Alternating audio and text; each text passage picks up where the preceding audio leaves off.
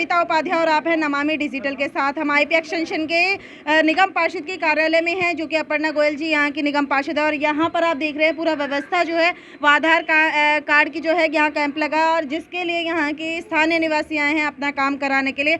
आइए चलते हैं अंदर और बात करते हैं यहाँ की निगम पार्षदा से और स्थानीय निवासियों से। जिले में लगातार 3 दिन हो चुके हैं और यहाँ कैंप जारी है और लोगों के काम आराम से हो पा रहे हैं।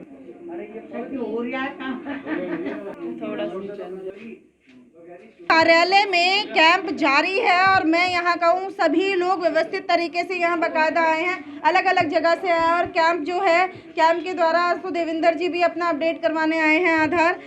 इसके अलावा देविंदर जी से ही बात करते हैं। सर, क्या कहना है, जिस तरह से अपर्णा जी ने यहाँ कैंप लगवाया, इजीली लोगों की पहुँच में आप काम हो पा रहे हैं?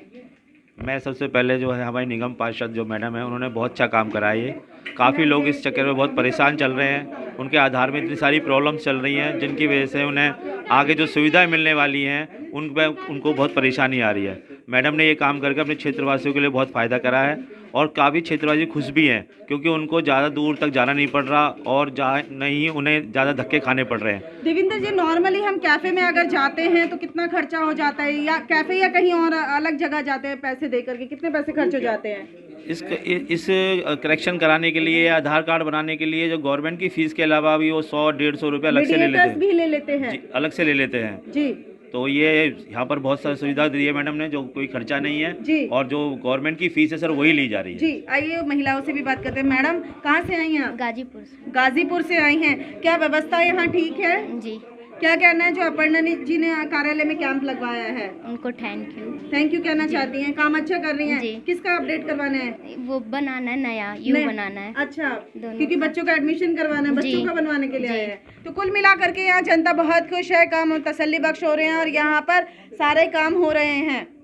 आईपी एक्सटेंशन में जनता यहाँ पर है, ऑफिस कार्यालय है और यहीं पे अगर मैं शुरुआत करूँ इस बात की कि तीसरे दिन की आगाज हो चुका है और यहाँ पर लगातार कैंप जारी है आधार कार्ड को लेकर के। स्थानीय निवासियों से बात करेंगे। मैडम, आप कहाँ रहती हैं? यहीं पर रहती हूँ, SRM अपार्टमेंट मैक्स के पास। क्या नाम है मैडम आपका? सुपर्णा मुखर्जी। मैम, जिस तरह से कैंप लगवाया गया अपर्णा जी के द्वारा, कितना फायदा मिला जनता को? हमें तो बहुत फायदा मिला। मैंने शाम को रिक्वेस्ट की, सुबह हम आके काम कर गए। काम हो गया?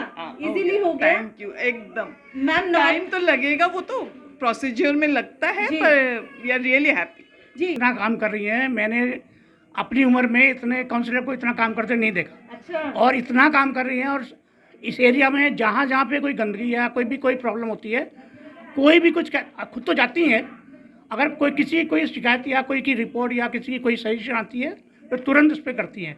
मैं कहता हूँ, मेरा कहना है कि ये हमारी यहाँ की एसेट है और इनकी ऐसी हैं तो जब तक ये रहें तब तक ये ऐसा करती रहें। हम काम कर रही हैं, ये हमारी आईपी एक्सटेंशन के लिए बहुत काम किया है इन्होंने और अभी भी कर रही हैं। चुनाव भी हैं, जिस तरह से आपकी निगम पार्षदा आपके सदस्य होने के नाते, आईपी एक्सटेंशन की सदस्य होने के नाते काम करती हैं, पार्टी मौका देती है तो जनता प्यार करेगी, दोबारा बुलाएगी इन्हें? हाँ बिल्कुल बुलाएगी, क्यों नहीं बुलाएगी। इतना काम कर रही हैं तो किसको बुलाएंगे और दूसरे आदमी को कैसे बुलाएंगे हम। नमस्कार, मैं हूं कविता उपाध्याय और आप हैं नमामि डिजिटल के साथ। अपर्णा गोयल जी हमारे साथ हैं, आईपी एक्सटेंशन की निगम पार्षदा हैं और लगातार 3 दिन से ज़्यादा का समय हो गया है और यहाँ पर कैंप लग रहा है, आधार कैंप। जन सुविधा के लिए इन्होंने समय भी बढ़ा दिया और कार्यालय में ही व्यवस्थाएं की हैं। इसी पे इनसे बात करते हैं। मैम, बताएं जो कैंप आपने लगवाया है जनता के लिए। देखिए, नमस्कार कविता जी, पहले मैं आपका बहुत बहुत स्वागत करती हूँ और मैं आपके नमामि डिजिटल चैनल के माध्यम से ये बताना चाहती हूँ कि मेरे पास ज़्यादातर समस्याएं आधार कार्ड को लेकर ही आती थी। मतलब एक दिन में लगभग 50 से 70 मैं आधार कार्ड के सर्टिफिकेट साइन करती थी, जिसमें किसी को अपडेट कराना है, किसी की डेट ऑफ बर्थ ख़राब है, एड्रेस चेंज हो गया है, माइग्रेट कर गए हैं या फ़ोटो ठीक नहीं है, बायोमेट्रिक ठीक कराने हैं। तो मुझे ये ख्याल आया कि जब मेरी जनता को इतनी दूर जाना पड़ता है, अक्षरधाम, या धक्के खाने पड़ते हैं, प्राइवेट लोगों के चंगुल में फंसना पड़ता है, पैसे ज़्यादा देने पड़ते हैं, तो क्यों ना मैं एक ऐसा प्रावधान करूँ जिससे मेरी क्षेत्र की जनता को मेरे कार्यालय में ही आधार कार्ड के अपडेट की सुविधा मिल जाए और नया आधार कार्ड भी बन पाए। तो मैंने डिपार्टमेंट ऑफ पोस्ट यानी कि डाक विभाग से बात करके, उनके अधीक्षक हैं उनसे बात की। उन्होंने मुझे कहा, मैम हम आपके कार्यालय में कैंप लगा सकते हैं। पहले मैंने 2 दिन का कैंप लगाया था, लेकिन जनता की ज़रूरतों को देखते हुए उनके रिक्वेस्ट पर मैंने आज 1 दिन इसको और बढ़ाया है। तो आज के दिन मेरा कैंप और चलेगा, शाम के 5 बजे तक रहेगा। आगे भी मैं प्रयास करूँगी निकट भविष्य में कि मैं इस कैंप को हर महीने में एक आधी बार लगा दिया करूँ, ताकि मेरे क्षेत्र में जो आसपास की क्षेत्रीय जनता है आधार कार्ड से संबंधित समस्या के लिए उन्हें बहुत दूर न जाना पड़े। जिस तरह से लॉकडाउन की स्थिति दिल्ली में दिखाई दे रही है और सुप्रीम कोर्ट इसको हस्तक्षेप कर रहा है इसमें। देखिए, जब केजरीवाल जी कोई ऐसा फैसला लेंगे जो जनता के हित में हो, तो सुप्रीम कोर्ट को हस्तक्षेप करना ही पड़ेगा। जहाँ तक स्कूल बंद करने की बात है और 1 हफ्ते के लॉकडाउन जैसी स्थिति सरकार ने यहाँ पैदा कर दी, उत्पन्न कर दिया, तो मैं सिर्फ ये कहना चाहती हूँ कि ये शादियों का समय है। पिछले 1.5 साल से तो आप जानते हैं कोरोना के चलते ना तो किसी की शादी हो पाई तो 10-50 लोगों के साथ हुई। अब थोड़ा समय आया था कि लोग अपने घर में होने वाले उत्सव को शायद मनाते और उस शादी के कार्य से जुड़े बहुत सारे लोगों को रोजगार मिलता, लेकिन इस समय पर उन्होंने फिर से ऐसी स्थिति पैदा करके उन लोगों के रोजगार पर भी संकट पैदा किया। साथ ही प्रदूषण पता नहीं वो कैसे कम करेंगे, लेकिन मैंने आज पेपर में फिर उनका प्रचार देखा, पूरे पन्ने का प्रचार। अरे भाई, प्रचार आप अपने पैसों से कर रहे हो क्या?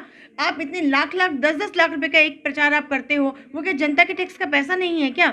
मुझे बताइए, ये पैसा आपको प्रदूषण को दूर करने के लिए स्मॉग टावर्स लगवाइए। एक स्मॉग टावर का उद्घाटन किया, लेकिन आज तक वो चालू नहीं है।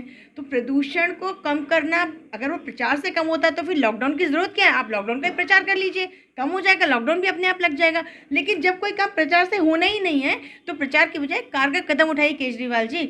सुप्रीम कोर्ट हस्तक्षेप करिए, कब तक निगम को रोगे? अपने आप भी तो कुछ काम करना सीखो। निगम अपना पूरा कार्य कर रही है, हमारा निगम पूरी तरह से मुस्तैद है। हर तरीके से हम धूल के कणों को बिठाने के लिए स्प्रिंकलर से वाटर सब जगह कर रहे हैं, लेकिन केजरीवाल जी किसी भी तरह से हमें सीरियस नज़र नहीं आते। इसीलिए आज उन्होंने स्थिति ऐसी ला दी कि दिल्ली में फिर से वो लोग मुझसे पूछते हैं, मैडम स्कूल बंद हो गए, लॉकडाउन है क्या, अब आपका कार्यालय नहीं खुलेगा क्या? अब हम उन्हें क्या जवाब दें? किस तरह का लॉकडाउन है? आप मुझे बताएं, कहाँ लॉकडाउन दिखता है आपको? अगर लॉकडाउन है तो प्रॉपर कर दो, अगर लॉकडाउन प्रॉपर नहीं कर सकते तो तमाशा किस लिए? लोगों को भ्रम में रखना, उनको परेशान करना, उन्हें ऊहापोह में रखना, आज खुलेगा कल होगा, मैं जाऊं तो मेरा काम होगा नहीं होगा, ये सब तमाशे केजरीवाल जी हाथ जोड़कर विनती है, बंद कर दीजिए। दिल्ली की जनता को बख्श दीजिए, उन्होंने आपको चुन के शायद बहुत बड़ी गलती कर दी है।